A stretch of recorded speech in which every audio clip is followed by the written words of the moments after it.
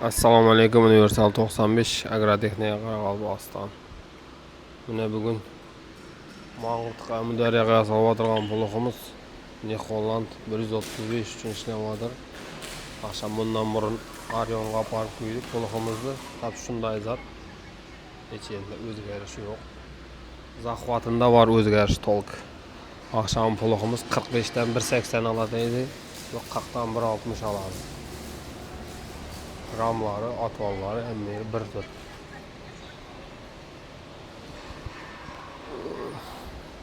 Bu yoqda izinden Qanlıgölge, Şomanayga ishlamoqtirgan puluqlarimiz, o'zimizning rayonga ishlamoqtirgan puluqlarimiz, nega Qo'shko'pirga ishlamoqtirgan puluqlarimiz bor. Hammasining zapchaslari kelgan. Bir chetdan ketma-ketlik bilan o'chirtma-o'chir daftar bo'yicha boradirmiz. Bu yoqda ramlarni quyyotirmiz. Quyulgan ramlar shlifob qilyapti.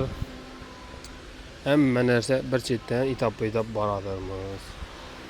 Yerlar ko'rib, tomosha etib o'tirgan bo'lish kerak. Biroq hech qaysi yozmaydi. Buni puluq meniki demaydi, hech qaysi indamay ketaveradi. Kim puluq yasalib o'tirgan bo'lsa, yozib ketinglar meniki deb.